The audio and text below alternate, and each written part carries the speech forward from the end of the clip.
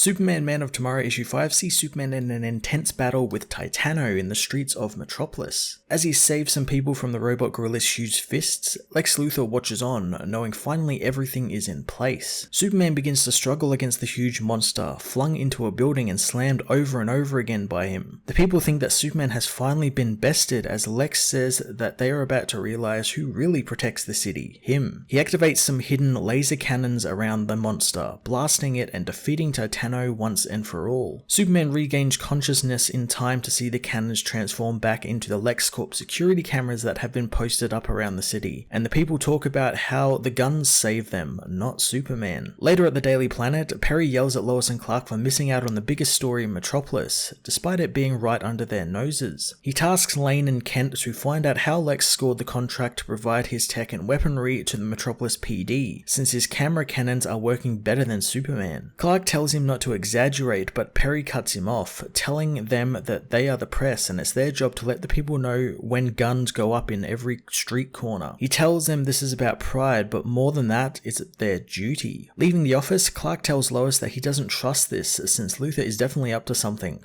Lois of course knows he definitely is, taking Clark to an empty part of the office and asking her husband what he's going to do about it. Clark wonders if Lex is actually up to something, and what if his personal feelings for Luthor are getting in the way and making conclusions. Clark tells Lois that maybe Luthor actually wants to help the city, since he was losing against Titano and Luthor did help before people got hurt, and maybe it's bothering him because he wasn't the one who saved the day. Lois reminds him that he's definitely not selfish, and wouldn't even know how to be selfish, and it's possible Luthor could try and help the city, since stranger things have happened, but Perry is right, and it's their job as reporters to get to the bottom of this, and there's no one better than them to make sure Luthor's motives are pure. Clark hugs his wife, saying that if people knew she was married to Superman, they'd assume that he was the one with the strength in the relationship, but they would be dead wrong. Lois says that he got lucky since she's got brawn and brains, as they head out to crack open the story. Over the next few weeks, Lex again outdoes Superman, saving the city from multiple supervillain threats until 3 weeks later, when Clark learns from a colleague in Central City that the Flash just caught the prankster, a Metropolis-based villain. Clark says that Loomis told the police that he came to a new city since Metropolis is too difficult to operate in thanks to LexCorp's surveillance tech. Lois knows that LexCorp tech is everywhere, and thanks to it, there hasn't been a supervillain event in 11 days. Clark asks how that's even possible that Lex solved the supervillain problem, and Lois says that maybe they let their biases for the man get the better of them, and while they don't have to like him, they need to admit that he has made the city safer. Clark knows that Superman is now out of a job, but Lois says that it's late, so why doesn't he head to the diner for her and get some food and she will catch up. Clark heads out to the town diner, but suddenly a man rushes outside, called a thief by the diner owner. One of the LexCorp cannons nearby activate, detecting him as a supervillain. The man tries to explain that he just skipped out on his check and it was only a couple of bucks, but the cannon continues to power up. Clark gets between them, telling the cannon to stop since this man just made a simple mistake. The cannon says that Clark is interfering with the law, firing and hitting Clark in the chest and neutralizing him. Superman Man of Tomorrow issue 5 was another fantastic issue and fantastic first act to Robert Venditti's first multi-part story on the digital first book. I loved all the little pieces of Lex we've gotten in the previous issues and how they are paying off here, and again, Venditti continues to breathe new life into Lois and Clark and their reporting jobs. Clark kind of feeling inadequate as a hero is a really cool way to take it, and I love that it comes from a completely innocent and human thoughts Clark has. I can't wait for the next issue next week and the continuation of this story, since I think it's going to be something special. I'm going to give this issue a 10 out of 10.